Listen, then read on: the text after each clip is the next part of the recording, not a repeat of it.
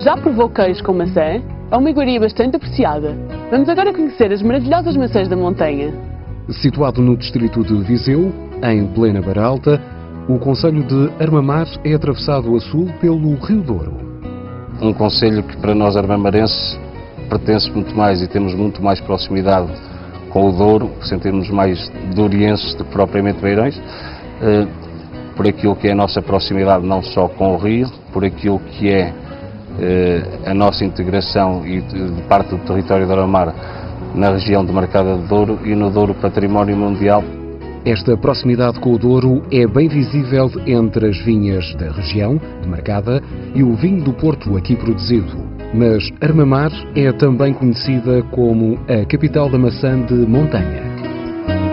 A denominação de capital de maçã de montanha surge precisamente porque Armamar hoje é o concelho do país que mais produz maçã, portanto tem uma área de cerca de 1.400 hectares plantados e tem potencialidade de projetos e com certeza que está em franca expansão e haveremos de ter muito mais produção de maçã.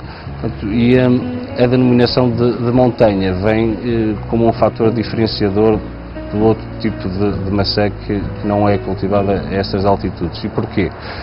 Porque o facto de ser cultivada em altitude também dá a esta maçã características que a diferenciam de outras maçãs. Portanto, é uma maçã com muito mais doçura, uma maçã com muito mais textura, uma maçã mais crocante e, portanto, é por isso que ela é apreciada e é diferenciadora do resto das maçãs que se produzem não só no país, como por essa Europa fora. Projetada há 10 anos pela Direção Regional da Agricultura, a barragem de Lumiares veio potencializar a agricultura no concelho e tornou-se uma mais-valia para o setor frutícola. Foi nesse sentido que a Câmara Municipal fez aqui também um esforço junto da Direção Regional da Agricultura para que se pudesse criar em Armamar uma infraestrutura que viesse valorizar ainda mais aquilo que era o nosso produto de excelência. Produto de excelência e identidade do próprio concelho. A maçã de Armamar é a rainha na gastronomia e doçaria da região, com os típicos bolinhos de maçã. Também é incorporada noutros ex-libris, como o cabrito.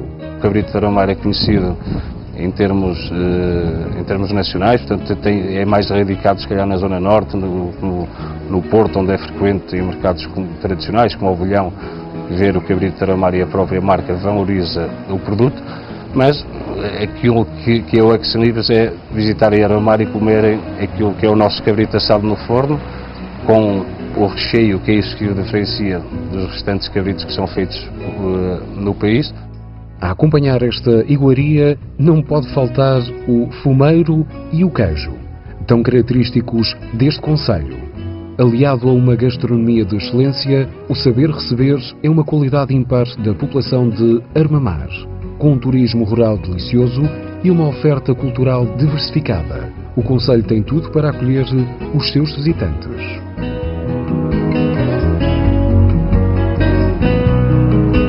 Temos um património cultural vasto, temos um património ligado também àquilo que é o património religioso, como a nossa Igreja Matriz, que é monumento nacional.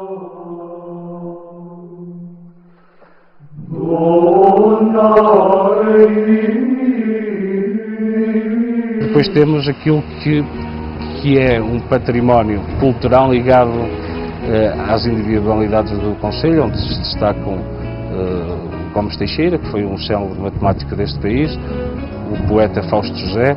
Portanto, Armamar também tem nessa vertente muito para oferecer a quem nos quer visitar. Entre o ar puro das margens do Rio Douro e uma gastronomia de excelência, Armamar tem um lugar certo entre os destinos a não perder. Portuguesas e portugueses, desde a sua tomada de posse, em 26 de novembro de 2015, o Governo cumpriu, um após outro, todos os compromissos que assumiu para com os portugueses e com a maioria parlamentar que viabilizou na Assembleia da República a sua formação. Ao contrário do que muitos então recearam, foi possível assegurar estabilidade política, recuperar a credibilidade internacional do país, reverter todas as medidas que haviam cortado o rendimento dos portugueses, estabilizar o sistema financeiro, incutir confiança no investimento. Assim, conseguimos assegurar um período sustentado de crescimento económico acima da média europeia, de forte redução do desemprego, de progressiva valorização dos rendimentos, redução da pobreza e das desigualdades, com uma sólida melhoria das finanças públicas, com diminuição do déficit orçamental e da dívida pública. Em todas as medidas adotadas, da reposição de vencimentos e pensões à redução do IRS e do IVA, da gratuitidade dos manuais escolares à redução do número de alunos por turma, da diminuição em 25% das taxas moderadoras ao novo regime dos passos sociais, da valorização do abono de família aos aumentos extraordinários das pensões, do aumento do salário mínimo nacional à reposição dos feriados nacionais. Em todas estas medidas, sempre tivemos em conta não só a compatibilidade com a disponibilidade orçamental e o crescimento económico do presente, como também a sua sustentabilidade futura, de modo a garantir que nenhum passo seria maior do que a perna, garantindo sempre a irreversibilidade de cada uma destas medidas. Cada medida foi avaliada e adotada com a conta, peso e medida adequadas. Como disse, em 22 de maio de 2017, quando a Comissão Europeia encerrou o nosso procedimento por déficit excessivo, não podemos voltar a perder o que hoje alcançamos. Devemos, por isso, prosseguir o caminho que estamos a construir com uma política orçamental responsável que acompanha o triplo desígnio de termos mais crescimento, melhor emprego e maior igualdade. Foi também com esta preocupação que conduzimos a nossa política na administração pública, repondo progressivamente a totalidade dos salários e remunerações complementares que haviam sido cortadas, o horário de trabalho que tinha sido alterado unilateralmente, integrando nos quadros os que ilegalmente eram mantidos em situação precária, reforçando os serviços públicos com novos recursos humanos e iniciando, como previsto, em janeiro de 2018, o descongelamento das carreiras de todos os trabalhadores e servidores do Estado. Assim, ao longo deste ano e meio, já tiveram oportunidade de progredir mais de 350 mil funcionários que tinham as suas carreiras anteriormente congeladas.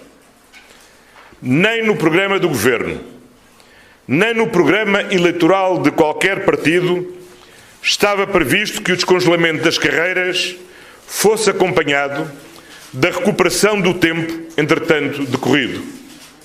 O que se previa e foi cumprido era muito claro: repor o tempo a contar, sem pretender refazer a história. Contudo, na Lei do Orçamento de Estado para 2018, veio impor ao Governo o dever de negociar com os sindicatos, e cito, a expressão remuneratória do tempo de serviço em corpos especiais, tendo em conta a sustentabilidade e a compatibilização com os recursos disponíveis. Foi assim que assinámos uma declaração de compromisso com os sindicatos dos professores que previa a mitigação do impacto do congelamento. De boa fé e com o escrupuloso respeito pelo determinado pela Assembleia da República, iniciámos negociações procurando acordar uma solução que fosse no presente e no futuro financeiramente sustentável e que assegurasse igualdade de tratamento dos professores relativamente aos restantes corpos especiais, como os magistrados judiciais e do Ministério Público, os militares das Forças Armadas ou da Guarda Nacional Republicana ou os oficiais de Justiça. Durante este longo período, confrontámos-nos com a continuada intransigência sindical, que nunca se moveu da repetida reivindicação de 9 anos, 4 meses e 2 dias, recusando sistematicamente as propostas do Governo. Finalmente, chegámos a um ponto em que já nada justificava prolongar o impasse negocial e que o que importava era consolidar o compromisso que havíamos assumido de mitigar os efeitos do congelamento. Assim, aprovámos um decreto-lei que assegurou a todos os professores e educadores de infância o correspondente à recuperação de 70% do respectivo módulo de progressão, ou seja, 2 anos, 9 meses e 18 dias. Esta solução foi naturalmente também adotada para os restantes corpos especiais, conforme decreto que já aprovámos em Conselho de Ministros e que aguarda promulgação por Sua Excelência o Presidente da República e que assegura, do mesmo modo, a recuperação de 70% dos respectivos módulos de progressão em cada uma destas carreiras. Ontem, a Comissão Parlamentar de Educação da Assembleia da República aprovou, na especialidade, um conjunto de normas que, independentemente das muitas dúvidas de inconstitucionalidade que suscitam, é socialmente injusto e financeiramente insustentável. Apesar de ainda não estar concluído o processo legislativo, é dever do Governo ser desde já muito claro para com os portugueses quanto às consequências da votação de ontem. Primeira, a criação de um encargo adicional de pelo menos mais 340 milhões de euros entre este ano e o próximo, devido ao pagamento de retroativos relativos a 1 de janeiro de 2019. Segunda, a aplicação deste diploma ao ano 2019 implicaria necessariamente um orçamento retificativo, o que quebraria a regra da estabilidade e da boa gestão orçamental que tem vindo a ser cumprida todos os anos desde 2016. Terceira, a necessária extensão deste diploma aos demais corpos especiais, por si só, implicaria um acréscimo da despesa certa e permanente de 800 milhões de euros em cada ano. Quarta, como já hoje vieram declarar as duas centrais sindicais, a restrição desta solução aos professores e restantes corpos especiais colocaria em situação de desigualdade os demais funcionários públicos e, convém acrescentar, todos os portugueses que sofreram nos seus salários, nas suas pensões, no seu emprego e nos seus impostos os efeitos da crise. Quinta, a acomodação no curto, médio e longo prazo dos encargos gerados por esta medida só seria possível com inevitáveis cortes no investimento e nos serviços públicos ou com significativos aumentos de impostos. Qualquer uma destas consequências compromete a governabilidade presente e condiciona de forma inadmissível a governação futura, em termos que só os cidadãos, só o eleitorado, têm legitimidade para poder determinar. A aprovação em votação final global desta iniciativa constituirá uma ruptura irreparável com o compromisso de equilíbrio entre a devolução de rendimentos e direitos, com a consolidação das contas públicas e compromete a credibilidade internacional de Portugal. Ao Governo, cumpre garantir a confiança dos portugueses nos compromissos que assumimos E cumpre-nos também garantir a credibilidade externa do nosso país. Nestas condições, entendi ser meu dever de lealdade institucional informar Suas Excelências, o Presidente da República e o Presidente da Assembleia da República, que a aprovação em votação final global desta iniciativa parlamentar forçará o Governo a apresentar a sua demissão.